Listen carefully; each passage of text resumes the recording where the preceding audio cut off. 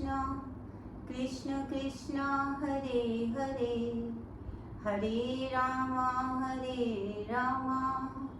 राम राम हरे हरे। सभी भक्तजनों को मेरा बहुत बहुत प्रणाम है। आज भगवान कृष्ण के जो उनकी प्रेरणा है उससे और अपने श्री गुरु के आशीर्वाद से श्रीमद् भागवत कथा का प्रारंभ करने जा रही हूँ। इसमें अति सामान्य कर्मकांड के पश्चात प्रथम दिवस की कथा होगी और इसी प्रकार से प्रतिदिन 7 दिनों में साप्ताहिक भागवत कथा को कहा जाएगा।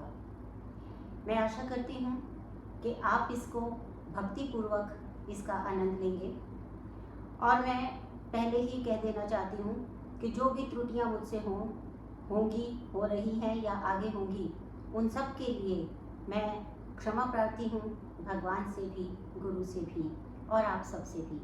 परंतु मेरा केवल एक छोटा सा निवेदन है कि इस पूरी भागवत कथा को केवल भाव की दृष्टि से देखिएगा, ज्ञान की दृष्टि से भी मत देखिएगा और कर्मकांड की जो विधि होती है उस दृष्टि से भी मत देखिएगा, क्योंकि मैं अत्यंत तुच्छ और त्रुटिपूर्ण व्यक्ति हूँ और केवल भगवान के नाम का जाप करने के लिए और उस कथा को आप तक लाने के लिए ही ये एक छोटा प्रयास कर रही हूँ।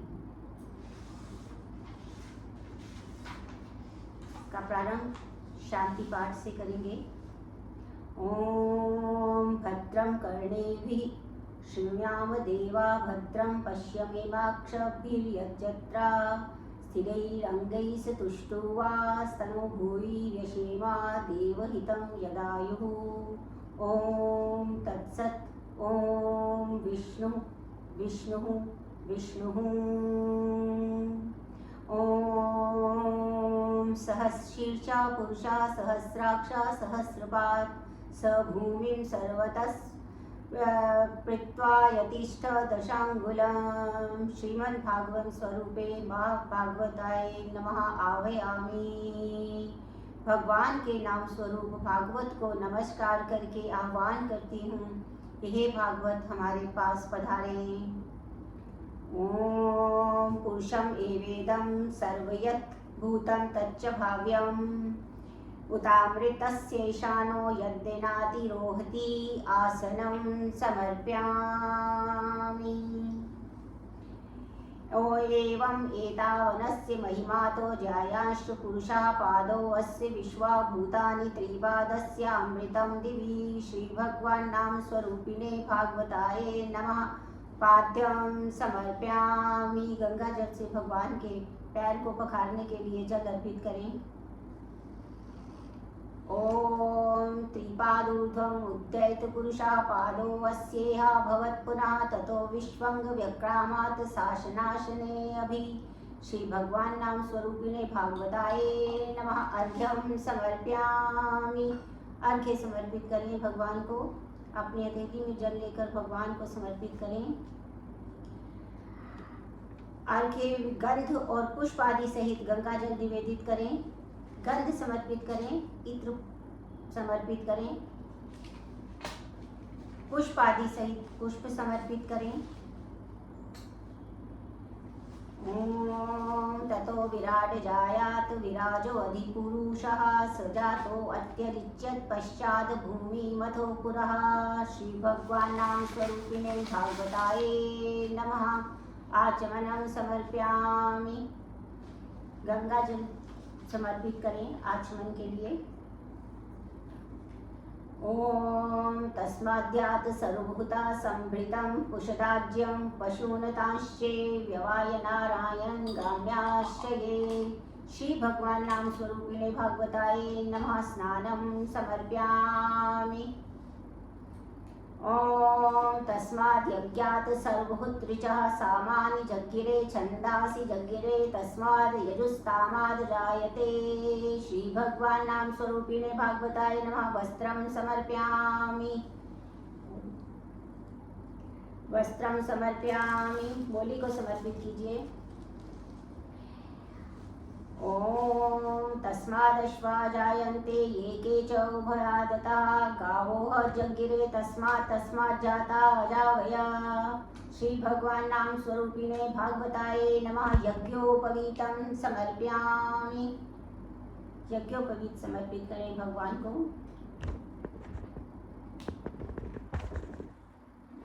ॐ तं यज्ञं महर्षि प्रोक्षन् पुरुषं जातमग्रतः तेन देवा अयजन्ते साध्या ऋषयश्च ये।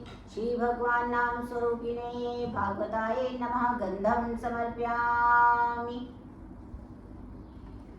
ॐ यत्पुरुषं व्यदधु कथिता व्यकल्पयन् मुखं किमस्यातीत किं बाहु किं रूपादा उच्यते। श्रीमद्भगवान् नाम स्वरूपिणे भागवताये तुलसी दलं समर्पयामि। तुलसी दल भगवान के चरणों में समर्पित करते हैं। ॐ ब्राह्मणो वस्य मुखमासीद् बाहु राजन्यः कृता ऊरु तदस्य यद्वेषः पद्भ्यां शूद्रो अजायत। श्री भगवान नाम स्वरूपिणे भागवताये नमः। धूपम आघ्राम्यामि। इस मंत्र से धूप को सुखाएं भगवान को। ओम चंद्रमा मनसो जातश्चक्षो सूर्यो अजायत श्रोत्राद वायुश्च प्रणश्च मुखादग्निर्जायते। श्री भगवान नाम स्वरूपिणे भागवताये नमः। दीपं दर्शयामि। ॐ नाभ्यासीदनन्तरिक्षिष्णोद्यौ संवर्ततः पदभ्यां भूमिर्दिशा श्रोतात् तथा लोको अकल्पेन। श्री भगवान नाम स्वरूपिणे भागवताये नमः। नैवेद्यं निवेदयामि।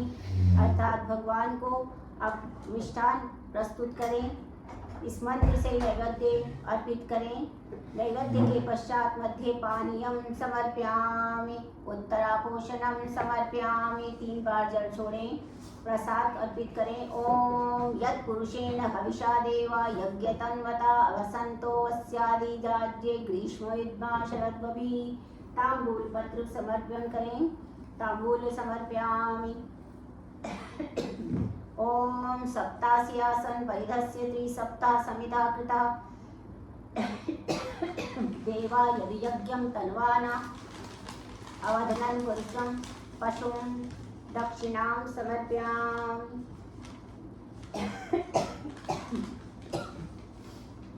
पानी रखना पड़ेगा थोड़ा सा।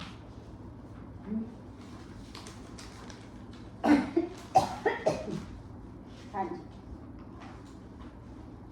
चंदन समर्पित हो गया। भगवान की आराधना से पूर्व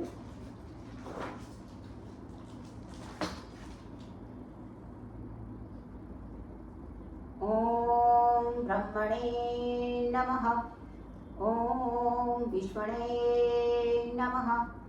ओम शिवाय नमः। ओम सूर्याय नमः।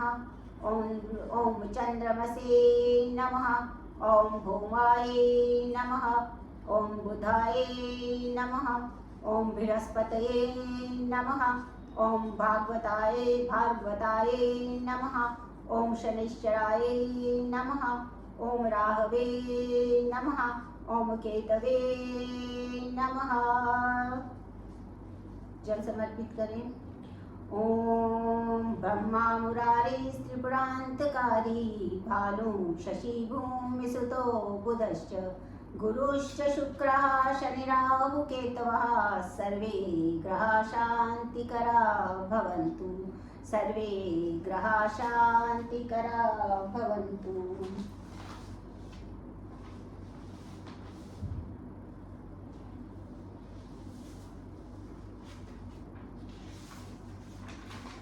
भगवान श्रीमद् भागवत की आरती करेंगे।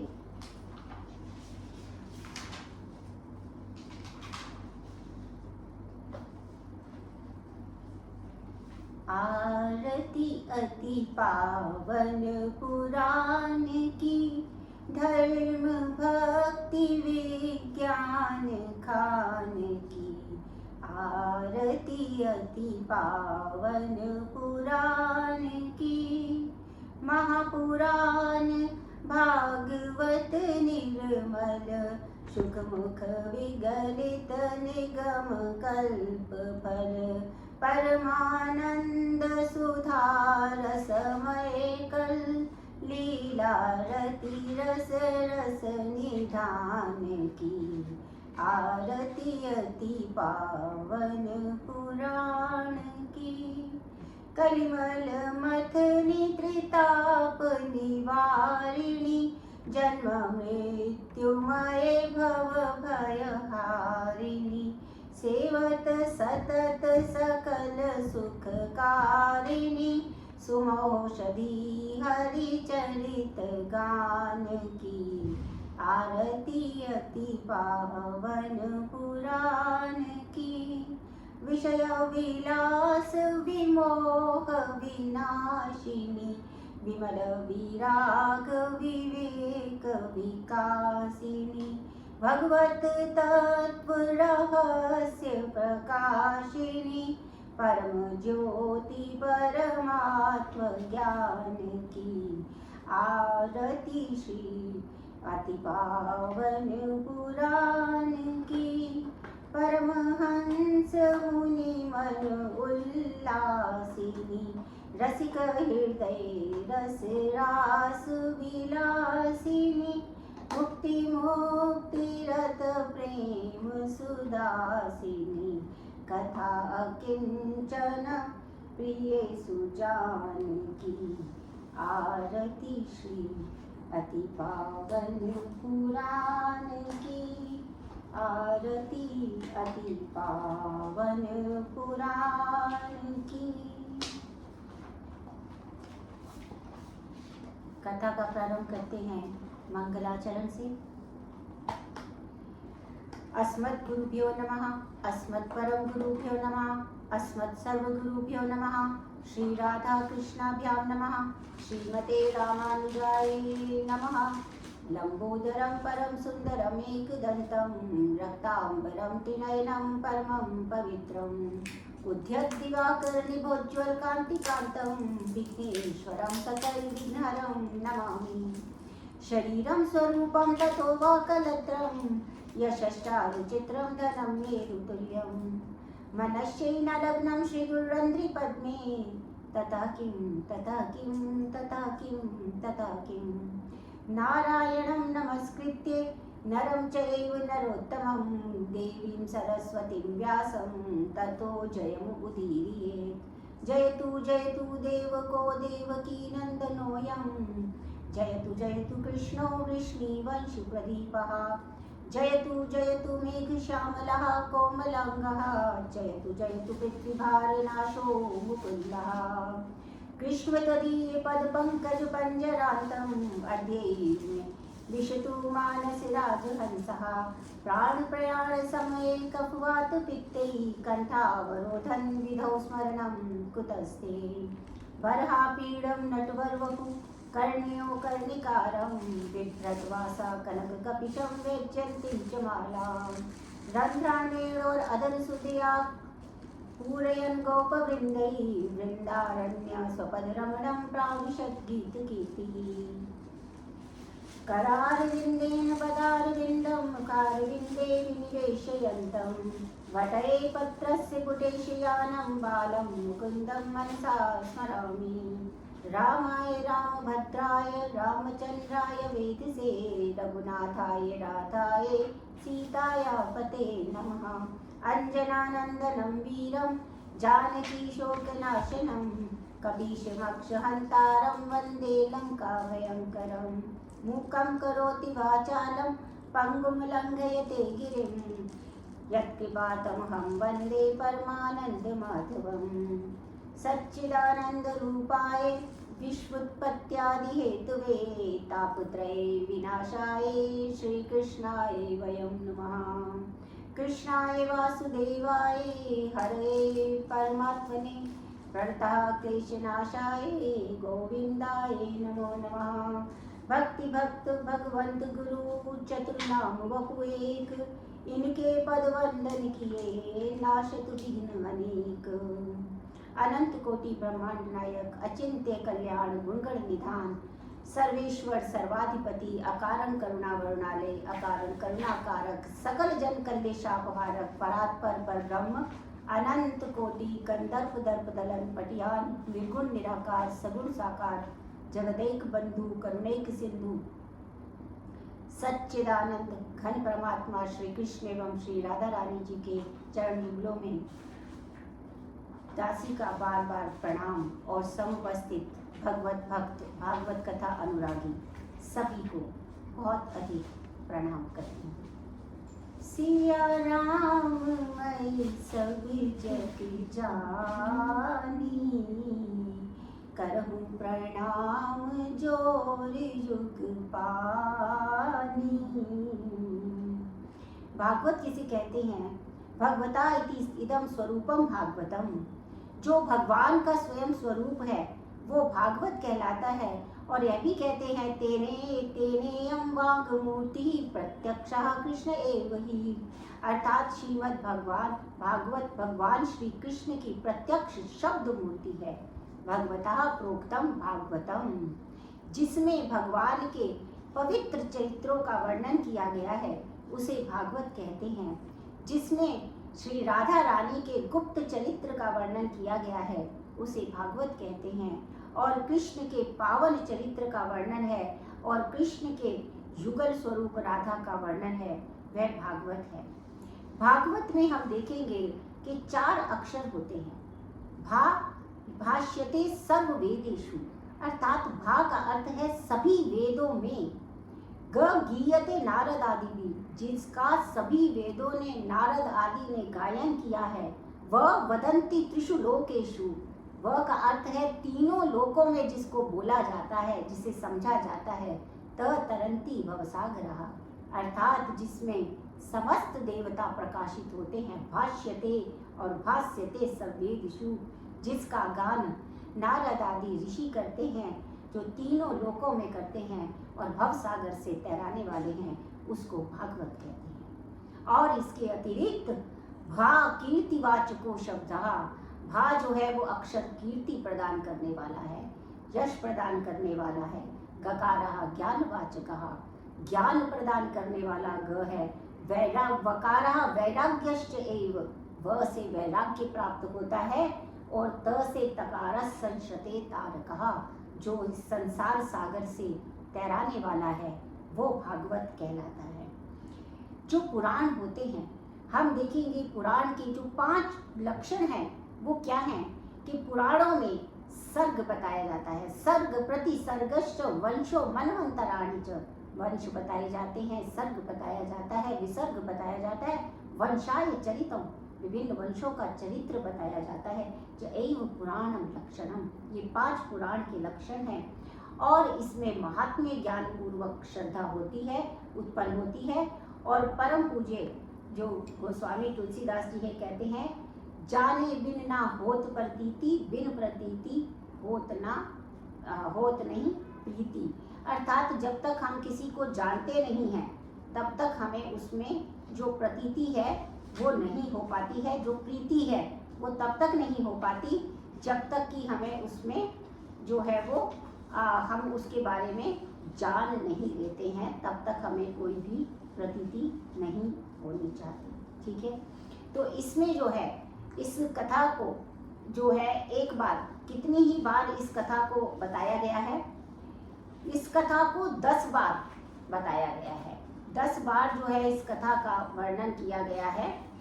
और वो किस प्रकार से किया गया है कि इस कथा को पहले अनुसंधान करके 12 आदित्य आदि अपना कार्य करते हैं और इसी कथा को एक बार सनकादियों ने भगवान से सुना था। इन्हीं सनकादियों ने, ये सनकादि ऋषि थे, इन्होंने ब्रह्मा जी से इस कथा को पुनः सुना और इस कथा को एक बार श्री नारद ने भगवान से सुना, एक बार उन्होंने ब्रह्मा से सुना और उसके बाद सनकादियों से सुना। नारद जी ने इसे व्यास जी को सुनाया, व्यास जी ने अपने पुत्र शुकदेव को पढ़ाया और शुकदेव ने पहले जो है वो गोकर्ण को, और गोकर्ण ने धुंधकारी के कल्याण के निमित्त उसे सुनाया और इसी तरह से शौनक आदि ऋषियों को नैमिषारण्य में सुनाया गया। इस प्रकार बहुत प्रकार से इस कथा को जो है वो कहा गया है। कथा का अर्थ क्या होता है? क का अर्थ है कि जो अपना सुख जो है वो परमात्मा के सानिध्य में स्थापित कर दे, वही कथा कहलाती है। तो भागवत कथा जो है वो भगवान के साथ हमारा जो संबंध है उसको वो स्थापित करने वाली होती है। किसी भी वाङ्मय में, किसी भी शास्त्र में सबसे पहले उसका महात्म्य बताया जाता है। महात्म्य बताने का अर्थ क्या है? क्योंकि जाने बिन ना होत प्रतीति, जब तक हम किसी को जान नहीं लेते, जब तक उसके लाभ के बारे में पता ना हो, तो आप सब जानते हैं कि इस संसार में सभी लोग किसी ना किसी लाभ के लिए ही कोई ना कोई कार्य करते हैं। तो जब तक उन्हें ये ना पता चल जाए कि ये सब करने का लाभ क्या होगा, इस ग्रंथ को पढ़ने का लाभ क्या होगा, तब तक वो रुचि उत्पन्न ही नहीं होती। तो महात्म्य के कई काम हैं। महात्म्य का अर्थ है कि इस कथा की पद्धति क्या है, ये कथा कैसे चलेगी। श्रीमद् भागवत को कहने की पद्धति क्या है और श्रीमद् भागवत को सुनने की पद्धति क्या है, इसके श्रवण के नियम क्या हैं, क्यों सुनी जाती है, क्या फल देती है, कौन कौन से और कब कब किस किस ने ये फल को प्राप्त किया है। क्योंकि जब तक उदाहरण हमारे समक्ष नहीं होते तब तक हम मानते ही नहीं। वैसे कहने से क्या होता है, उदाहरण चाहिए। तो बहुत सारे उदाहरणों के द्वारा ये बताया गया, जैसे कि मैंने अभी आपको बताया कि 10 बार इस कथा को सुनाया गया है हमसे पहले, और अब तो कितनी बार हम कथा सुनते हैं, परंतु क्या हम अपने श्रवण में, अपने कथन में वो वाला भाव ला पाते हैं या नहीं, यही हमारा परीक्षा होती है और यही हमारा अभ्यास है। तो इसमें इन सभी प्रश्नों का जो उत्तर है वो इसमें बताया गया है।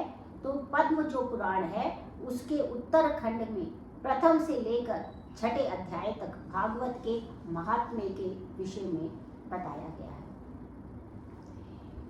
तो महात्म्य का भाग है पहला, सच्चिदानंद रूपाय विश्वोत्पत्त्यादि हेतवे तापत्रये विनाशाय श्री कृष्णाय वयं नमः। अर्थात भगवान जो है वो सत्य स्वरूप है, आनंद स्वरूप हैं और विश्व की उत्पत्ति आदि अर्थात विश्व की उत्पत्ति, स्थिति और प्रलय इन सब के हेतु हैं। तापत्रय विनाशाय, 3 प्रकार के ताप हमें सदा सताते रहते हैं। एक आदि भौतिक होते हैं, एक आदि देविक होते हैं और एक आध्यात्मिक होते हैं। आदि देविक है कि कोई देवता की तरफ से कोई हमसे अपराध हो जाए और उससे हो जाए। आदि भौतिक है जो हमारे अपने अंदर से ही, जो महाभूतों के कारण, जो पंच महाभूत हमारे आसपास हैं उनके कारण होते हैं। और आध्यात्मिक होते हैं कि जो भीतर से जो रोग होते हैं उनको आध्यात्मिक कहा है। 3 ही प्रकार के जो रोग हैं वो यहाँ पाए गए हैं। इन तीनों प्रकार के रोगों का नाश करने में भगवान कृष्ण हैं और इसलिए हम भगवान कृष्ण के चरणों में प्रणाम करते हैं। अब ये जो कथा है यहाँ प्रारंभ होती है, जिसमें व्यास जी का जो पुत्र है वो जा रहे हैं और वो अभी उनके संस्कार का भी समय नहीं हुआ है, लेकिन वो उत्पन्न होते ही जा रहे हैं। यं प्रवजन्ते मनुपेतामपेता कृत्यं द्वैपायनो विरहकातराजुवाः पुत्रेति तन्मयतया तर्वोऽभिनेदुस्तं सर्वभूतं हृदयं मुनिमानतोऽस्मि। जिस समय श्री सुखदेव जी का उपनयन संस्कार भी नहीं हुआ था और उस समय वो जो है वन की ओर चल पड़े विरक्त होकर। अब उन्हें वन की ओर जाके देखते हुए जो व्यास जी हैं वो बड़े मोहित हो गए कि अरे भाई, अभी तो तुम पैदा हुए हो, अभी से तुम अभी रुक जाओ, अभी मत जाओ। अभी ये व्यास जी की जो मोह है, इस पर जो वहाँ पर उपस्थित प्रकृति है, वृक्ष हैं, वो तन्मय हो गए सुखदेव जी को देखकर। और सुखदेव जी की तरफ से उन्होंने वेद व्यास जी को उत्तर दिया कि आप तो इतने ज्ञानी हैं, तो आपको ये पुत्र मोह से दुखी क्यों हो रहे हैं? हम अज्ञानी हैं, किंतु देखो हमें तो प्रति वर्ष हम यहीं खड़े रहते हैं, हमारे ऊपर कितने पौधे लगते हैं, फल लगते हैं, उत्पन्न होते हैं, नष्ट हो जाते हैं, हम तो दुखी नहीं होते। तो आप भी दुखी ना हो, क्योंकि आत्मा के रूप में श्री सुखदेव जी हमारे सबके हृदय में विराजमान है। ऐसे सर्वभूत हृदय श्री सुखदेव जी को मैं नमस्कार करता हूँ।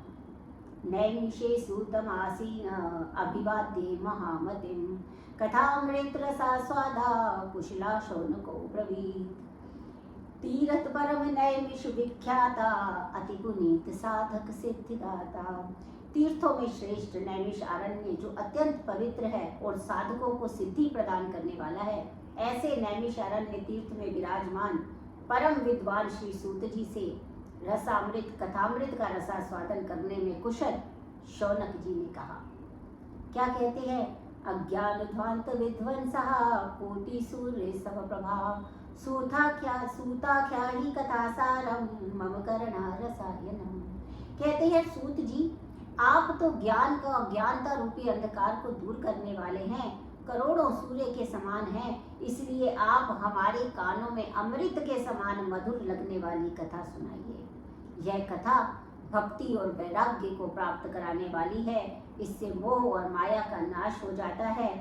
इसमें वैष्णव भक्तों ने कही तो इस घोर कलयुग के कारण इस पूरे संसार में सभी लोग दुखी हैं और आसुरी स्वभाव के हो गए हैं, तो उसे शुद्ध करने वाली ये जो कथा है, उसे आप जो है वैसी कथा हमें सुनाए। उन्होंने कहा, काल व्याल मुख घास त्रास निर्नाश हेतवे, श्रीमद् भागवतम शास्त्रम कलौकीरेण भाषितम। यानी काल रूपी महान सर्प का ग्रास बने हुए जो प्राणी हैं, ये सभी प्राणी काल का ग्रास बने हुए हैं। दुख की निवृत्ति के लिए कली काल में श्री सुखदेव जी ने श्रीमद् महाभागवत का प्रवचन किया। और देखिए आप कितने सौभाग्यशाली हैं, क्योंकि खुद भागवतम कहता है, जन्मांतरे भवेत पुण्यम तदा भागवतम लभेत। जन्म जन्मांतरों के कोई पुण्य जागृत होते हैं तब जाकर भागवत की कथा मिलती है, ऐसे नहीं मिलती।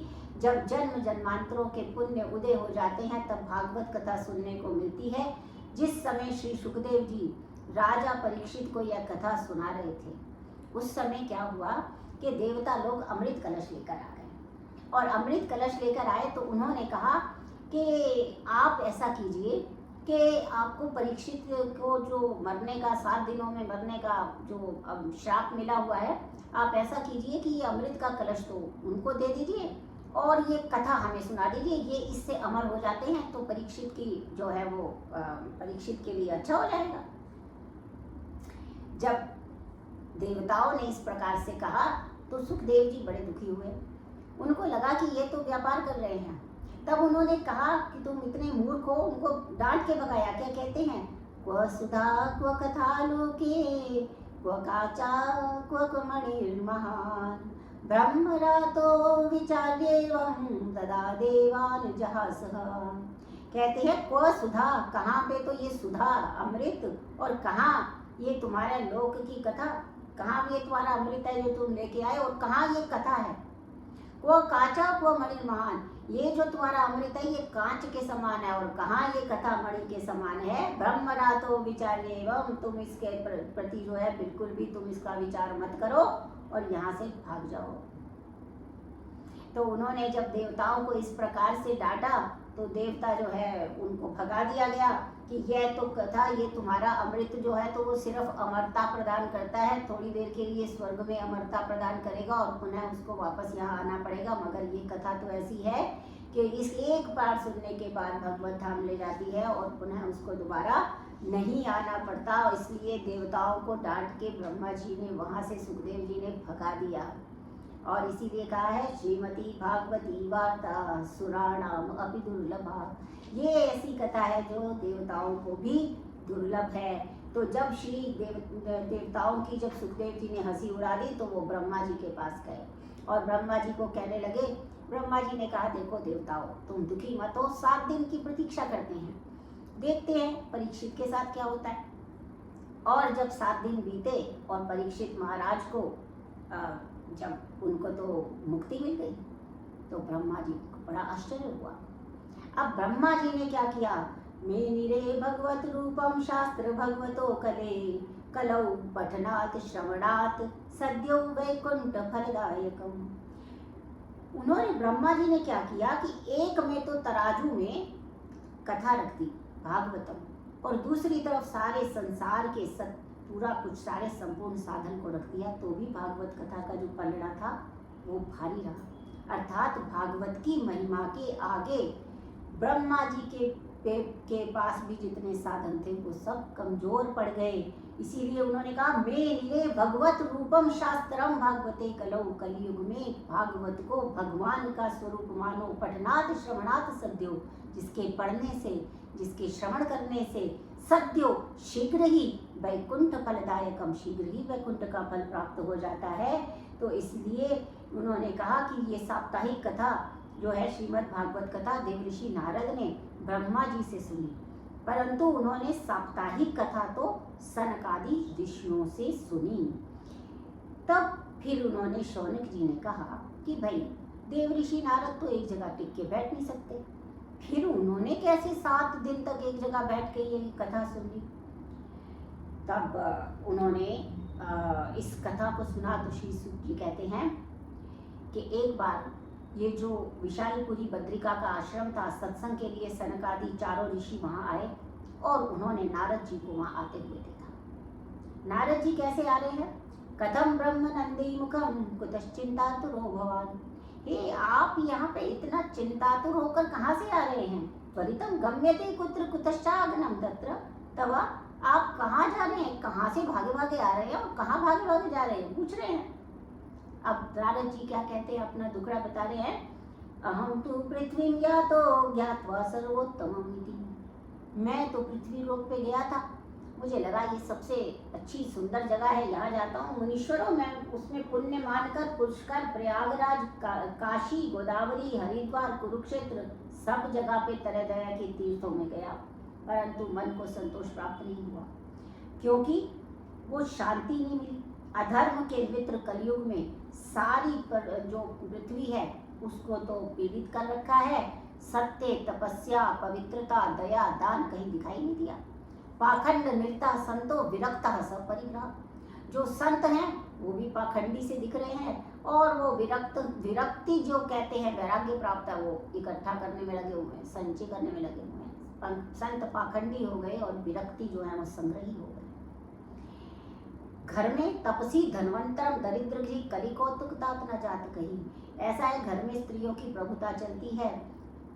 जो साले हैं वो सलाहकार हो गए हैं, पति पत्नी में झगड़ा मचा रहता है। कलयुग के दोषों को देखता हुआ यमुना के तट से जाता हुआ वृंदावन पहुंचा, जो भगवान के कृष्ण की लीला स्थली थी। वहां मैंने एक आश्चर्य देखा। एक युवती स्त्री खिन्न मन से बैठी हुई थी और उसके समीप 2 पुरुष जो है वो अचेत अवस्था में पड़े पड़े जोर जोर से सांस ले रहे थे। वह युवती उन्हें जगाने का प्रयास कर रही थी, लेकिन वो नहीं जागते तो वो रोने लगती, और सैकड़ों स्त्रियां उसको पंखा कर रही थी। और ये देखते और मुझे देखते ही स्त्री जो है वो खड़ी हो गई और कहने लगी, भो भो साधो क्षरम तिष्ठ मच्चिंता न विनाशय, कि हे महात्मन कुछ देर ठहर जाइए, मेरी चिंता का नाश कीजिए। मैंने कहा, देवी आप कौन हैं? ये दोनों पुरुष और स्त्रियां कौन हैं? तथा आपने अपने दुख का विस्तार पूर्वक वर्णन कीजिए। युवती क्या कहती है? अहम भक्ति रीति ख्याता, मैं भक्ति हूँ। इमौ में तदीय मतौ, ये मेरे 2 पुत्र हैं। ज्ञान वैराग्य नामानो, इनका नाम, एक का नाम ज्ञान है, एक का वैराग्य है। काल योगे न जर्जरो, काल के योग से, काल के प्रभाव से ये बिल्कुल वृद्ध हो गए हैं। तो उसने कहा, मैं दक्षिण में उत्पन्न हुई थी, कर्नाटक में वृद्धि को प्राप्त हुई, कहीं कहीं महाराष्ट्र में सम्मानित हुई, गुजरात में जाकर जीर्णता को प्राप्त हुई, और घोर कली काल में पाखंडियों ने मेरा अंग भंग कर दिया। लेकिन वृंदावनम पुनः प्राप्य नवीनेन स्वरूपी, लेकिन वृंदावन आते ही मुझे जो है नया रूप स्वरूप प्राप्त हो गया। मैं युवती हो गई, परंतु मेरे पुत्र अभी भी थके मांदे वैसे ही पड़े हैं, इसलिए अब मैं इस स्थान को छोड़कर जाना चाहती हूँ। नारद कहते हैं, देवी यह कारुण कलयुग है, इसके कारण सारे ये सदाचार इत्यादि लुप्त हो गए हैं, संत पुरुष दुष्ट है। अब इस समय जिसका धैर्य बना रहे वही ज्ञानी है। तो उसने कहा, वृंदावनस्य संयोगात् पुनरसवं न तरुणी नवा, धन्यम वृंदावनम तेन भक्तिर्नृत्यति यत्र च। ऐसा वृंदावन धन्य है जहाँ भक्ति आकर दोबारा से नवीन जीवन प्राप्त हो गया है, और वो अपने आज वो युवती हो गई है। और यह वृंदावन धन्य है जहाँ भक्ति महारानी नृत्य करती है। भक्ति देवी कहती है, देव ऋषि यदि यह कलयुग ही अपवित्र है तो बताओ राजा परीक्षित ने इसको आने क्यों दिया, और भगवान श्रीहरि भी इस अधर्म को होते हुए क्यों देख रहे हैं। तो देव ऋषि नारद ने कहा, देवी, जिस दिन भगवान श्री कृष्ण इस लोक को छोड़कर अपने धाम गए उस समय साधनों में बाधा पहुंचाने वाला ये कलयुग उपस्थित हो गया। दिग्विजय के समय राजा परीक्षित की दृष्टि जब इस पर पड़ी तो कलयुग दीन के समान उनकी शरण में आ गया और भ्रमर के समान सारग्राही राजा परीक्षित ने देखा। अब राजा परीक्षित ने क्या देखा, यत् फलम नास्ति तपसा न योगेन समाधिना तत्फलम लभते सम्यक कलो केशव कीर्तनात्। उसने कहा इतने सारे दोष हैं कलयुग के, पर एक बहुत बड़ा उन्होंने गुण देखा उसमें कि भगवान श्री हरि के कीर्तन से जो प्राप्त हो जाता है, कितने युगों से, जो पहले के युग थे सतयुग और उन सब में कितनी बड़ी बड़ी तपस्याओं से नहीं होता था, वो तत्फलम लभते सम्यक कलौ केशव कीर्तनात्। सिर्फ केशव भगवान के नाम का कीर्तन करने से ही ये फल मिल जाता है, तो इसलिए ये कलयुग भी ठीक ही है। तो ये उसमें नारद ने कहा कि ये तो कोई ऐसा नहीं है, युग धर्म ही है। अब हम देखते हैं कि क्योंकि परीक्षित जो हैं वो इसलिए भी उसको हटा नहीं पाए क्योंकि वो जो राजा है उनको राजधर्म निभाना है, उनके हिसाब से जो शरणागति में आ गया उसको जो है दुत्कारा नहीं जा सकता, उसको छोड़ा नहीं जा सकता। अपने इसी सद्विचार के कारण उन्होंने कलयुग जैसे जो दुष्ट था उसको भी शरण दे दी। तो यहाँ पर ये समझना चाहिए कि जो भी हमने जो प्रतिज्ञाएं ली होती हैं वो सब भी समय के अनुसार पे उसको बदलना चाहिए। नहीं बदलते हैं तो परीक्षित जैसे महाराज भी कलयुग को आश्रय दे देते हैं और फिर वो कलयुग किस किस प्रकार के रंग दिखाता है वो सब हम देख रहे हैं। तो देव ऋषि नारद ने कहा कि भाई ये तो युग धर्म है महारानी, कोई बात नहीं, इसमें किसी का कोई दोष नहीं है। उन्होंने भक्ति महारानी ने कहा कि उन्होंने कहा देव ऋषि आप धन्य हैं और मेरे भाग्य से ही आपका आना हुआ है। अब उन्होंने कहा कि इस लोक में साधुओं का दर्शन कितना ज़्यादा अच्छा है। जयति जगति मायाम यस्य कायाध्वस्ते वचन रचनम एकम केवलम चाकल्य ध्रुवपदमपि यातो यत्कृपातो ध्रुवोऽयं सकल कुशल पात्रम ब्रह्मपुत्रम नतास्मि। उन्होंने कहा जिन आपके एकमात्र उपदेश को धारण करके कयाधु नंदन प्रहलाद ने माया पर विजय प्राप्त कर ली, जिन आपकी कृपा से ध्रुव ने ध्रुव पद को प्राप्त कर लिया, ऐसे ब्रह्मा जी के पुत्र नारद को मैं प्रणाम करती हूँ। और देव ऋषि नारद कहते हैं देवी आप भगवान श्री कृष्ण के चरण कमलों का स्मरण करो, आपका दुख दूर हो जाएगा। जिन भगवान श्री कृष्ण ने कौरवों के अत्याचार से द्रौपदी की रक्षा की वो कृष्ण कहीं नहीं गए हैं, आपको तो वो प्राणों से भी ज़्यादा स्नेह करते हैं। तुम्हारे बुलाने पर वो एक नीचे के घर भी चले आते हैं। महर्षि नारद ने जब इस प्रकार भक्ति की महिमा कही तो भक्ति महारानी ने कहा आपने क्षण भर में मेरा दुख दूर कर दिया। अब ऐसा प्रयास कीजिए कि मेरे पुत्र भी जो है वो हिलाए डुले चलने लगे। देव ऋषि नारद ने नहीं उठे तो उनका नाम पुकारने लगे, इतने पे भी नहीं उठे तो जैसे तैसे जागे जम्हाई लेकर पुनः सो गए। अब देव ऋषि नारद चिंतित हो गए। उन्होंने कहा गोविंद का चिंतन करने लगे और उसी समय में आकाशवाणी हुई।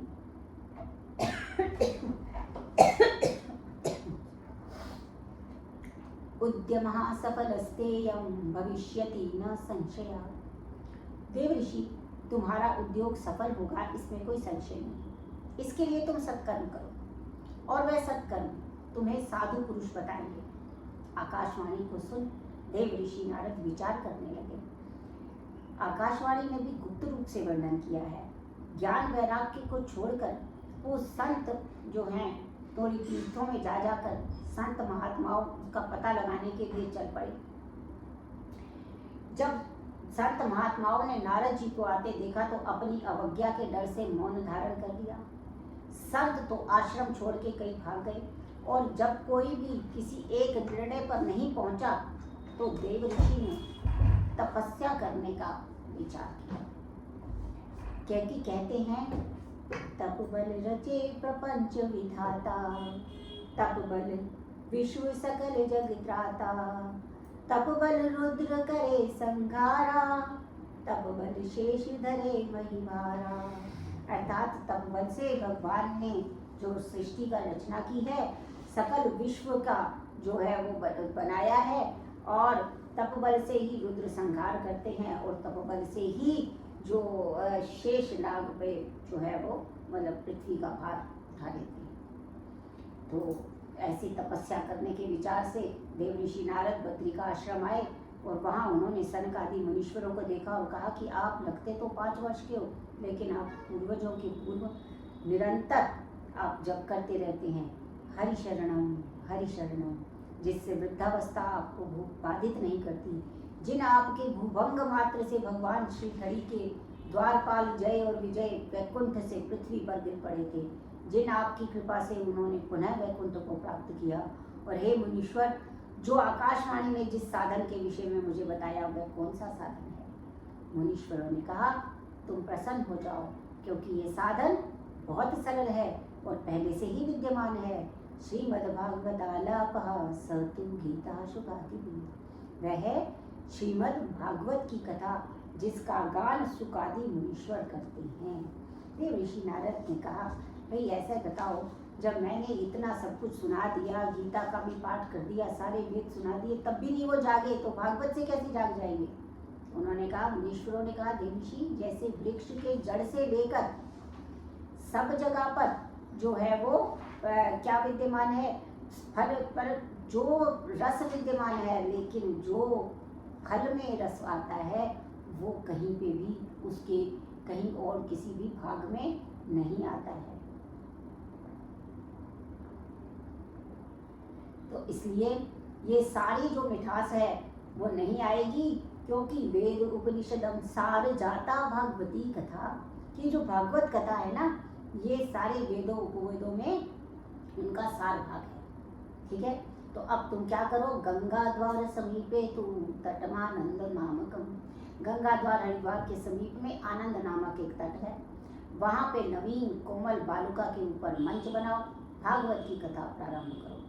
श्री देव ऋषि नारद ने सनक आदि मुनीश्वरों को वक्ता के रूप में वर्ण किया और अपने साथ ही हरिद्वार ले आए, और वहाँ सुंदर सा मंच बनाया, व्यास गद्दी बनाई, सनक आदि मुनीश्वरों को बिठाया, और सनक आदि मुनीश्वरों ने जैसे ही भागवत कथा प्रारंभ की, त्रिलोकी में हल्ला मच गया। देवता आदि भृगु वशिष्ठ चवन ऋषि मंत्र तंत्र 17 पुराण गंगा आदि नदियां और समस्त तीर्थ मूर्तिमान हो गए। कहते भी हैं क्योंकि तत्रैव गंगा यमुना त्रिवेणी गोदावरी सिंधु सरस्वती च वसन्ति सर्वाणि तीर्थानि तत्र यत्राच्युतोदार कथा प्रसंगः। जहाँ भगवान श्रीहरि की कथा होती है वहाँ गंगा आदि नदियाँ समस्त तीर्थ हैं, मूर्तिमान होकर प्रकट हो जाते हैं। और देव ऋषि नारद ने सभी को आसन दिया और सभी जयकार करने लगे। सदा सेव्या श्रीमद् भागवती कथा यस्याः श्रवण मात्रेण हर्षितं समाश्रयेत्। कहते हैं सदा ही श्रीमद् भागवत की कथा का सेवन करें, जिसके श्रवण मात्र से अपने हृदय में भगवान श्रीहरि विराजमान हो जाते हैं। और कहते हैं किम श्रुतैर्बहुभिः शास्त्रैः पुराणैश्च ब्रह्मावहि एकं भागवतं शास्त्रं मुक्तिदानेन गर्जति।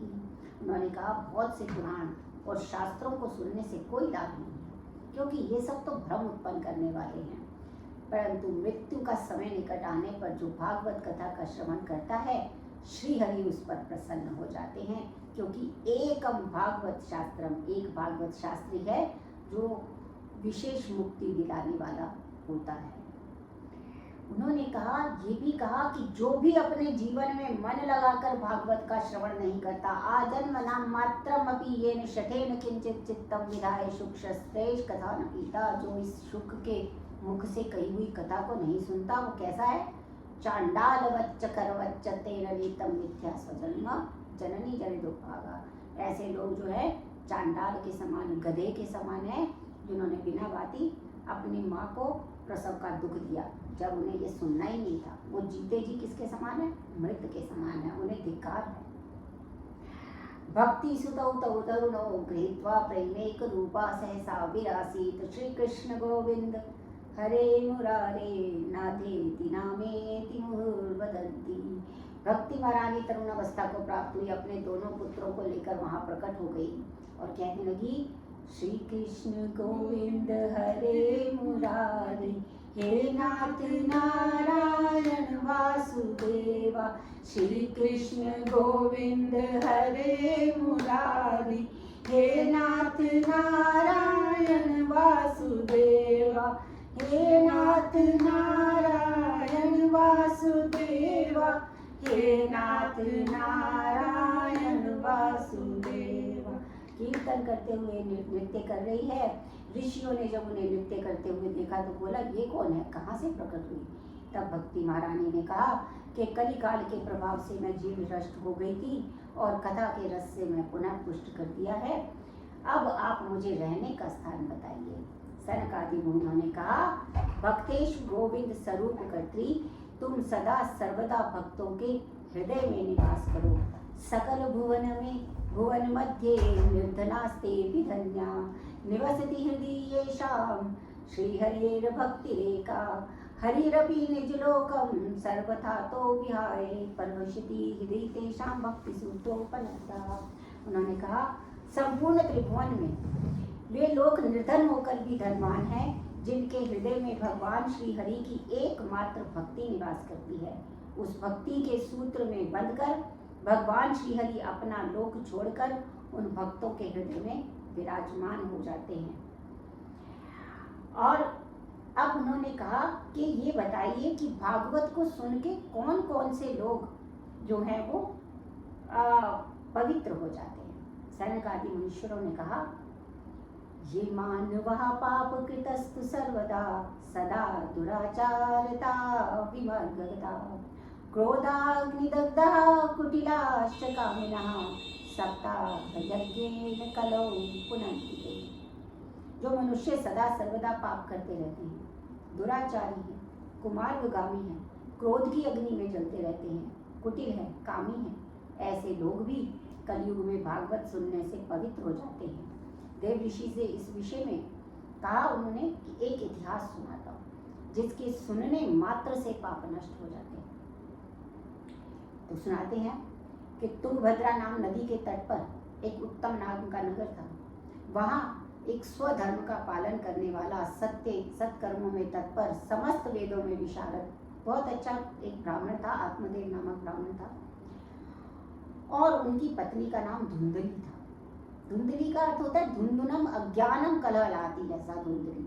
वो क्या थी, सदा अज्ञानता के कारण लड़ाई में लगी रहती थी। हालांकि वह सुंदर भी थी, उत्तम कुल में भी उत्पन्न हुई थी और सारे कार्यों में, घर के कार्यों में दक्ष थी, परंतु बड़ी ही कंजूस थी। अब दोनों जो हैं वो पति पत्नी ने बड़े सारे धार्मिक कार्य किए कि उनके घर में संतान हो जाए, पर वो नहीं हुई। तो एक दिन जो है वो तालाब के किनारे पहुंच गए आत्महत्या करने के लिए आत्मदेव। तो वहाँ पर उन्होंने एक सन्यासी को आते हुए देखा और सन्यासी को देखकर वो रोने लगे। सन्यासी ने पूछा कि तुम क्यों रो रहे हो? उसने कहा कि मेरे पास सब कुछ है पर संतान नहीं है। तो जो सन्यासी थे उन्होंने उनकी कुंडली देखी, उनको देखा और बताया कि सप्त जन्म अवधि तब पुत्र नहीं विचर। उन्होंने कहा भी देखो आत्मदेव, तुम्हारे तो 7 जन्मों में भी पुत्र है नहीं, कोई संतान है नहीं। तो इसलिए देखो, राजा सगर के 60,000 पुत्र थे लेकिन उन्हें सुख नहीं मिला, इसलिए संतान की कामना का त्याग करके संन्यास ग्रहण करो, संन्यासे सर्वदा सुखम। मगर आत्मदेव नहीं माने। उन्होंने कहा नहीं महाराज, इस लोक में तो पुत्र आदि से युक्त गृहस्थ आश्रम ही सही है। आप मुझे संतान दे दी है तो दे दीजिए, नहीं तो मैं आपके चरणों में सर पटक पटक के मर जाऊंगा।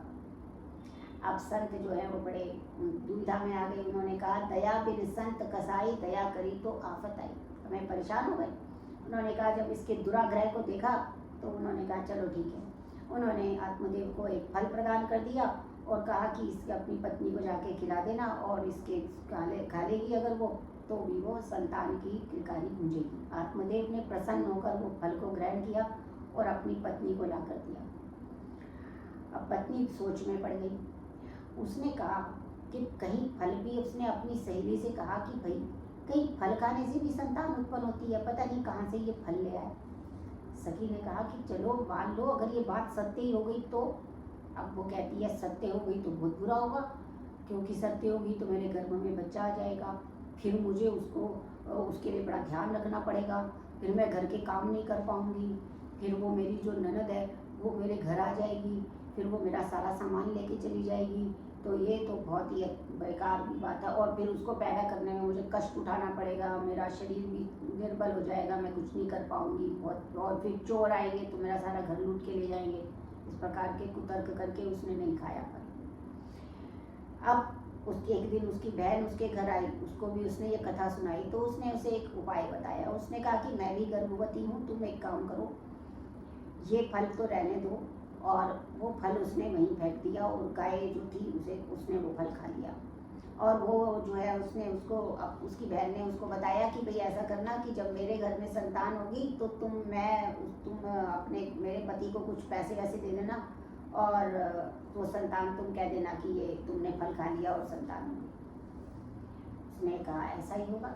अब एक दिन जो है वो उसके घर में जब पुत्र हुआ वो उसको दे दिया, और उसने कह दिया कि मेरे तुम्हारा पुत्र हुआ है। आत्मदेव जी खुश हो गए, बहुत सारे धान्य रखा। अब धुंधली ने कहा कि 9 महीने तक मैंने सारा कष्ट उठाया तो इसका नाम मैं ही रखूंगी, तो उसने उसका नाम धुंधकारी रख दिया। और धुंधकारी का मतलब होता है धुंधुम कलम करोति कार्यति स धुंधकारी, जो हमेशा कलह करता है या करवाता रहता है उसे धुंधकारी कहते हैं। अब 3 माह के पश्चात उस गाय ने जो फल खा लिया था उसके यहाँ पर भी एक संतान उत्पन्न हुई, और उस संतान ने सुंदर बालक को जन्म दिया उस गाय ने, और उसके कान जो है वो गाय के कान तो गोकर्ण के समान, इसलिए आत्मदेव ने उसका नाम गोकर्ण रख दिया। गांव वालों ने जब यह सुना कि गाय ने बच्चे को जन्म दिया है तो सब उस बच्चे को देखने के लिए आते। आत्मदेव का भाग्य उदय हुआ है, जो गाय ने भी देवता के समान बच्चे को जन्म दे दिया। दोनों बड़े हुए, दोनों ने ख्याति प्राप्त की, लेकिन गोकर्णा पंडितो ज्ञानी धुंधकारी महाखला, धुंधकारी जो बहुत ही दुष्ट था और गोकर्ण जो था वो बहुत ही महान पंडित हुए। अब धुंधकारी क्या करता था, बच्चों को तंग करता था, निरपराध बच्चों को कुएं में गिरा देता था, दुष्ट कर्म करता था। एक बार आत्मदेव ने उसे समझाने का प्रयास किया, परंतु वो क्रोधित हो गया और पिता को मारने दौड़ा। आत्मदेव बहुत कष्ट में आ गए, सोचने लगे कहाँ जाऊँ, क्या करूँ। इस समय ज्ञानी गोकर्ण वहाँ पधारे और उन्होंने पिता आत्मदेव को वैराग्य का उपदेश दिया और कहा, पिताजी यह संसार जो है ना सारहीन है, दुख देने वाला है और मोह में डालने वाला है। इस संसार में किसका पुत्र किसका धन, स्नेह के कारण सारे ही जल गए हैं। कहने हैं न चेन्द्रस्य सुखम किंचित न सुखम चक्रवर्तिना सुखम अस्ति विरक्तस्य मुनेरेकांत जीविना। उन्होंने कहा इस संसार में ना तो इंद्र को सुख है ना चक्रवर्ती को सुख है। यदि कोई सुखी है तो वो एकांत जीवी जो वैराग्य को प्राप्त करता है। कैसी कहती है, दीन कहे धनवान सुखी, धनवान कहे सुख राजा को भारी, राजा कहे महाराजा सुखी, महाराजा कहे सुख इंद्र को भारी, इंद्र कहे चतुरानन सुखी है, चतुरानन कहे सुख शिव को भारी, तुलसी जी जान विचार कहे हरि भजन बिना सब जीव दुखारी, हरि भजन बिना सब जीव दुखारी। संत भी कहते हैं कोई तन दुखी कोई मन दुखी, कोई धन बिन रहत उदास, थोड़े थोड़े सब दुखी सुखी राम के दास, थोड़े थोड़े सब दुखी सुखी राम के दास। तो उन्होंने कहा कि पिताजी संतान रूपी अज्ञानता का त्याग कर दो और सब कुछ छोड़कर वन में चले जाइए। आत्मदेव ने कहा बेटा वन में जाकर मुझे किस प्रकार भजन करना चाहिए। तो उन्होंने बताया कि पिताजी ये शरीर तो अस्थि मांस रुधिर का पिंड है, आपने इसे अपना मान रखा है, आपने जो बुद्धि रखी है उसी को छोड़ दीजिए। इस संसार को अहर्निश क्षण भंगुर मानिए और ज्ञान राग के रसिक हो जाइए और भक्ति में नष्ट हो जाइए। क्योंकि संसार में जितने भी भय देने वाले, देखिए कैसे कैसे रोग होता है। भोग रोग रोग कुले, यानी जब भोग करता है संसार में जितने भी पदार्थ हैं वो सब भय देने वाले हैं। यदि भोग है तो उसमें क्या है, भोग रोग कुले, और कुल का अगर कुलीनता है तो उसमें च्युति पतन का भय है। वित्ते निपलाद भयम, अगर धन है तो राजा का भय है। भयम मोने दैन्यम, मौन रहता है तो दीनता आने का भय है। बलम जो है दैन्यम भयम बले रिपु, अगर बल है तो शत्रु का भय है। और रूपम जराया भवम, अच्छा रूप है तो उसको बुढ़ापे का भय है। शास्त्रे वादम भयम, अगर शास्त्रज्ञ है तो उसको वाद विवाद का भय है। और अगर खल भयम का है, अगर उसको अपनी जो है वो मृत्यु का भय है तो संसार में सारे तरफ भय ही भय व्याप्त है। एकमात्र अभय प्रदान करने वाला वैराग्य ही है। इसलिए पिताजी वैराग्य राग के रसिक होकर भक्ति में निष्ठ हो जाएंगे। लौकिक धर्मों को त्याग कर भगवत भजन रूपी धर्म का आश्रय लीजिए। काम तृष्णा से रहित होकर चिंतन छोड़ दीजिए, चिंता छोड़ दीजिए। इस प्रकार करते हुए बोलिए श्री कृष्ण चंद्र भगवान की जय। तो भगवत के दशम स्कंद का पाठ करते हुए भगवान की सेवा के प्रभाव से भागवत के जो आत्मदेव हैं वो भगवान को उन्होंने प्राप्त कर लिया। अब जब पिताजी वन चले गए तो धुंधकारी ने अपनी माता धुंधली को बहुत पीटा और बताया, पूछा कि कहाँ धन छुपा रखा है, नहीं बताओगी तो तुम्हें जलती हुई लकड़ियों से पीटूंगा। अत्यंत दुखी होकर रात्रि में कुएं में कूदकर उसकी माँ ने प्राण त्याग दिए। मृत्यु के पश्चात, माँ की मृत्यु के पश्चात गोकर्ण तीर्थ यात्रा में निकल गए। यहाँ धुंधकारी स्वच्छंद हो गया और उसने 5-5 वेश्याओं को ले आया और उनका पालन पोषण करने लगा। उसके लिए चोरी करता, डकैती करता। एक दिन उन्होंने सोचा, जो वेश्याएं थी उन्होंने सोचा कि तो रोज चोरी करता है, डकैती करता है, किसी दिन पकड़ा जाएगा तो हम भी पकड़े जाएंगे, राजा हमें भी मृत्यु दंड दे देगा, तो इससे क्या है कि हम इसे ही मार देते हैं। तो रात्रि में सोते हुए धुंधकारी को बांध दिया, गले में उसके फांसी का फंदा डालकर मारने लगी। परंतु जब वो नहीं मरा तो घबराकर उन्होंने जलते हुए अंगारे उसके मुंह में ठूंस दिए। अब इसके बाद वो तड़प तड़प कर मर गया और धुंधकारी की समाचार सुना तो उसको अनाथ जानकर गोकर्ण जी जो है वो आए और उन्होंने उसका श्राद्ध किया। वे जिस भी तीर्थ में जाते वो श्राद्ध करते। और एक दिन वो रात्रि में अपने गांव पधारे ताकि किसी को कोई उनको कष्ट ना हो उनके आने से। तो जब वो मध्य रात्रि में सोए तो धुंधकारी विभिन्न प्रकार के रूप बना बनाकर उनके सामने प्रकट होता, भैंसा बन जाता, कभी अग्नि रूप में प्रकट होता। गोकर्ण जी समझ गए कि ये किसी दुर्गति को प्राप्त जीव है। गोकर्ण ने पूछा कि तुम कौन हो और तुम्हारी गति ये कैसे हुई, ऐसा भयानक रूप क्यों दिखा रहे हो। तब धुंधकारी रोने लगा और कुछ बोल नहीं सका, इशारा करने लगा। तब गोकर्ण जी ने हाथ में जल लेकर उसे गायत्री मंत्र से अभिमंत्रित किया और धुंधकारी पर छिड़क दिया, जिससे धुंधकारी की बोलने की शक्ति आ गई। तब धुंधकारी ने बताया कि मैं आपका ही भाई हूँ और मैंने अपने ब्रह्मणत्व को नष्ट कर दिया। मेरे कुकर्मों की कोई संख्या ही नहीं है, जिसके कारण मैं प्रेत योनि को प्राप्त हुआ हूँ। वायु का आहार करके जीवन यापन कर रहा हूँ। आप कृपा के सागर हैं, इस योनि से मुक्त कराओ। गोकर्ण ने कहा, मैंने तो तुम्हारा गया में भी श्राद्ध किया था। पर वो कहता है कि नहीं, मेरे इतने पाप हैं कि कितनी भी बार तुम गया में 1000 बार भी कर लोगे तो भी कुछ नहीं होगा। अब गोकर्ण ने सभी से जो है उपाय पूछा कि इसकी मुक्ति कैसे होगी।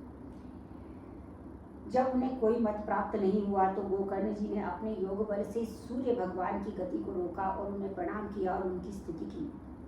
तुभ्यं नमो जगत साक्षी ब्रूहि में मुक्ति हेतुकम। हे जगत के साक्षी भगवान सूर्य, आपको मेरा प्रणाम है। आप बताइए कि धुंधकारी की मुक्ति कैसे होगी। तब उन्होंने स्पष्ट शब्दों में कहा, श्रीमद् भागवतान मुक्ति ही सप्ताहम वाचनम करूं। गोकर्ण जी, आप श्रीमद् भागवत की सप्ताह कथा कहिए, इसी से धुंधकारी की मुक्ति होगी। अब वैष्णव ब्राह्मण को प्रधान श्रोता बनाया गोकर्ण जी ने और धुंधकारी कथा सुनने के लिए आया, परंतु वायु रूप होने के कारण एक स्थान पर ठहर नहीं पाया। तब उसको एक 7 गांठ वाला बांस दिखाई दिया, वो उसी में प्रविष्ट हो गया और कथा सुनने लगा। प्रथम दिन की कथा जब विश्राम हुई तो जोर का शब्द करते हुए बांस की एक गांठ फट गई। इसी तरह से दूसरी, तीसरी और 7वें दिन सारी गांठें फट गई और उसका भेदन होकर उसमें से दिव्य रूप धारण कर धुंधकारी प्रकट हो गए। उनके गले में सुंदर तुलसी की माला शोभायमान हो रही थी, पीताम्बर धारण कर रखा था और मेघ के समान सुंदर श्यामल वर्ण, सर पे मुकुट, कानों में कुंडल सुशोभित हो रहे थे। तब गोकर्ण जी के चरणों में उन्होंने प्रणाम किया और कहा, धन्या भागवती वार्ता प्रेत पीड़ा विनाशिनी, सप्ताहो अपि तथा धन्या कृष्ण दुख फलप्रदा। भैया, ये भागवत की कथा धन्य है, प्रेत पीड़ा का नाश करने वाली है और भागवत साप्ताहिक कथा तो साक्षात श्री कृष्ण का धाम प्रदान करने वाली है, जो मन, वचन और कर्म के द्वारा छोटे बड़े नए पुराने समस्त पाप जल कर भस्म हो जाते हैं और अंतः जो है वो सायकाल, जो प्रातः पकाया जाता है वो सायकाल खराब हो जाता है, जो अन्य सायकाल पकाया जाता है वो प्रातः काल खराब हो जाता है। इसी प्रकार से अन्न के रस से पुष्ट हुए शरीर की अनित्यता का वर्णन क्या करें। तो इस प्रकार जो श्रीमद् भागवत की कथा नहीं सुनते वो पानी में उठने वाले बुलबुलों की जैसे होते हैं। जिस भागवत के सुनने से बांस की गांठ फट सकती है, उससे चित्र की गांठ खुल जाए तो इसमें क्या आश्चर्य है। धुंधकारी इस प्रकार बोल ही रहा था कि एक दिव्य विमान आया और देखते ही देखते धुंधकारी उस विमान में चढ़ गया। विमान में आए पार्षदों को देखकर गोकर्ण जी ने कहा, अत्रैव भवा सन्ति श्रोतारो मम निर्मला आनितानि विमानानि नातेषां युगकुतस्तः। उन्होंने कहा इतने निर्बल श्रोता यहाँ बैठे हैं, सबने भागवत कथा सुनी, फिर सिर्फ इसी के लिए क्यों आया विमान। तब उन्होंने कहा, श्रवणस्य विभेदेन फल भेदात्र संस्थिता श्रवणं तु कृतं सर्वैः न तथा मननं कृतं। उन्होंने कहा कि श्रवण करने के तरीके पर भी निर्भर करता है कि श्रवण किस तरीके से किया। श्रवण तो किया, मनन नहीं किया, तो इसलिए वो प्राप्त नहीं हुए। इसलिए अब जो है पुनः भागवत की कथा करें। जब ये श्रोता श्रद्धापूर्वक भागवत की कथा सुनेंगे तो सबके लिए विमान आएंगे। गोकर्ण जी ने पुनः श्रावण मास में भागवत की कथा कही और कहीं और जो कथा की समाप्ति पर अनेकों विमान के साथ प्रकट हो गए भगवान की श्रीहरि, और 5 जन ने शंख बजाया और गोकर्ण जी को हृदय से लगा लिया। अयोध्यवासिनः पूर्वं यथा रामेण संगतः तथा कृष्णेन ते नीता गोलोकं योगदुर्लभम्। जैसे त्रेता युग में समस्त अयोध्यावासी भगवान श्री राम के साथ साकेत धाम चले गए, उसी प्रकार कथा सुनने से समस्त श्रोतागण की गोलोक धाम की प्राप्ति हो गई। बोलिए भगवान श्री कृष्ण की जय। अब इसमें शयनन करने की विधि क्या है। दैवज्ञम तु समाहूये मुहूर्तम प्रच्छय प्रयत्नता विवाहे यादृशम वित्तम तादृशम परिकल्पेत। कैसे कथा करनी चाहिए वो कहते हैं कि कथा में वैष्णव ब्राह्मण भगवान को वक्ता के रूप में वर्णन करें, वक्ता वेद शास्त्र की स्पष्ट व्याख्या करने में समर्थ हो, दृष्टांत देने में कुशल हो, 5 ब्राह्मणों का वर्णन करें, गणपति, गायत्री और द्वादशाक्षर मंत्र का जाप करें और सहस्त्र नाम पाठ करने वाले जो सर्वतोभद्र मंडल आदि बनवाएं। इस प्रकार से आयोजन करें जैसे कि शादी के लिए किया जाता है। भोजन करके कथा सुने, परंतु भोजन इतना करें कि आलस्य न आए। 7 दिनों की कथा के पश्चात भी यदि विरक्त श्रोता है तो हवन के पूर्णाहुति दे और ब्राह्मणों को दक्षिणा दे। इस प्रकार से करना चाहिए। जब श्रोताओं ने यह सुना कि कथा की समाप्ति पर कीर्तन करना चाहिए तो उस समय प्रहलाद जी ने करताल उठा ली और उद्धव जी ने झांझ बजाने लगे, नारद जी वीणा बजाने लगे और इंद्र मृदंग बजाने लगे और सनक आदि कुमार जय जयकार करने लगे। श्री सुखदेव जी ने अपने भावों के द्वारा कीर्तन के भाव प्रदर्शित करने लगे और भक्ति, ज्ञान, वैराग्य तीनों नृत्य करने लगे। इतना दिव्य कीर्तन हुआ कि भगवान श्री हरि प्रकट हो गए और उन्होंने कहा कि सनक आदि मुनियों, मैं तुम्हारी कथा और कीर्तन से प्रसन्न हूँ, तुम्हारी जो इच्छा हो वह वरदान मांगो। सनक आदि मुनियों ने कहा, प्रभु जहाँ कहीं भी भागवत कथा हो वहाँ आप अपने भक्तों के साथ अवश्य पधारे। भगवान तथास्तु कहकर अंतर ध्यान हो गए। इस श्रीमद् भागवत में 12 स्कंद, 335 अध्याय, 18,000 श्लोक हैं। तेनेयम वांगमूर्ति प्रत्यक्षः कृष्ण एव ही। इसीलिए कहा गया है कि ये साक्षात भगवान श्री कृष्ण का स्वरूप है, इनकी ये शब्दमयी मूर्ति है। तो कैसे ये भगवान कृष्ण का मूर्त है, इसमें बताया पादौ तु प्रथमा स्कंदा द्वितीयो जाह्नवी श्रुता तृतीया संस्थनी गेया चतुर्था नखटिरुच्यते नाभिं तु पंचमं विद्यात् हृदयं षष्ठं ईरितं सप्तमस्तु पराप्रोक्तम् अष्टाकण्ठं उच्यते। स्कंधस्तु नवम स्कंदा दशमो मुखभीरितं कर्णाक्षं नासिकायुक्तं सर्वार्थं परिपूरितं एकादशस्तुंगमात्रं द्वादशं ब्रह्मरंध्रकम् एवं भागवतम शास्त्रम विष्णुमूर्ति प्रकृतितम। कहते हैं प्रथम स्कंद भगवान श्री हरि के चरण है, दूसरा घुटने हैं, तीसरा जंघा और चौथा कमर है, पांचवा स्कंद नाभि, छठवां हृदय, सातवां छाती, आठवां कंठ, फिर नौवां कंधा, 10वां कान, आंख, नासिका से युक्त संपूर्ण मुखमंडल, 11वां मस्तक और 12वां स्कंद ब्रह्मरंध्र है। इस प्रकार यह संपूर्ण भागवत भगवान का ही स्वरूप है। इस भागवत का मंगलाचरण अत्यंत विलक्षण है। ब्रह्म सूत्र का प्रथम सूत्र है अथा तो ब्रह्म जिज्ञासा और दूसरा सूत्र है जन्माद्यस्य यथा। वेदांत का जो आरंभ हुआ वो अथ शब्द से हुआ, जिसका अभिप्राय है इस जगत में जिसका भी जन्म हुआ है वह सभी भागवत सुनने के अधिकारी हैं। ये इसलिए बताना जरूरी है कि हमारे यहाँ पर किसी भी प्रकार की जो वैदिक शास्त्र है, जो स्वाभाविक शास्त्र है, उसमें कहीं भी किसी को किसी भी प्रकार की मनाही नहीं थी। जिसने भी जन्म लिया है वो भागवत कथा कर सकता है, सुन सकता है, वो सभी वेदों को पढ़ सकता है। हमारे यहाँ पर किसी भी जाति प्रजाति का कोई भी भेदभाव नहीं था और इसलिए उन्होंने यहाँ पर जन्माद्यस्य यथा कहा। और यही जो है वो भागवत का प्रथम श्लोक भी है, जन्माद्यस्य यतो अन्वयाद इतरश्च अर्थेषु अभिज्ञा। जो सभी स्वराट तेने ब्रह्मा विल्लादय आदि कवये मुह्यन्ति यत् सूर्या, कहते हैं जो शत पदार्थों में अनुगत है, असत पदार्थों से पृथक है, सर्वज्ञ है, स्वयं प्रकाश है, जिन्होंने सृष्टि के आदि में आदि कवि ब्रह्मा जी को संकल्प मात्र से वेदों का ज्ञान प्रदान किया, जिसके विषय में बड़े बड़े विद्वान भी मोहित हो जाते हैं, जैसे जल में थल तेज में जल, जल में स्थल और स्थल में जल का भ्रम होता है। उसी प्रकार यह त्रिगुणमयी जागृत स्वप्न सुषुप्ति रूपा सृष्टि मिथ्या होने पर भी सत्य प्रतीत होती है, वैसे ही अपने स्वयं प्रकाश से माया और माया के कार्य से सर्वथा मुक्त है। ऐसे सत्य स्वरूप भगवान का हम ध्यान करते हैं।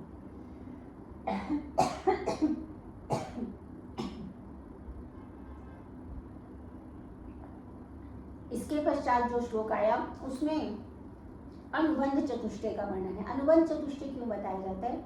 क्योंकि किसी भी ग्रंथ को पढ़ने के लिए 4 चीजें बहुत इंपॉर्टेंट है।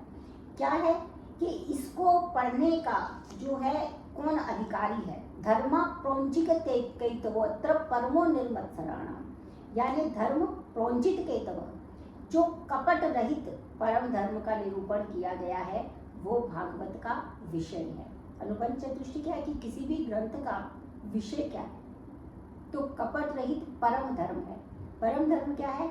भगवान को जानना, परम सत्य को जानना, भगवान के विषय में जानना। तो वो भगवान का भागवत का विषय ही है। भागवत का अधिकारी कौन है?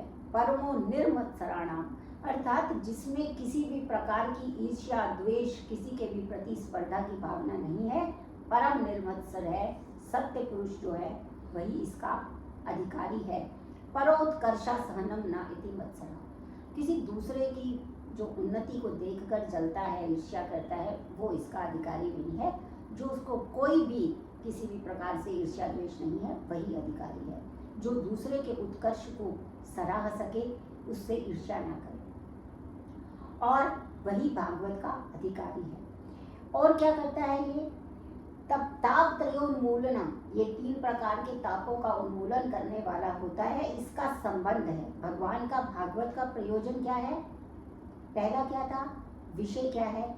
परम धर्म का वाचन करना, परम धर्म के विषय में बताना। अधिकारी कौन है?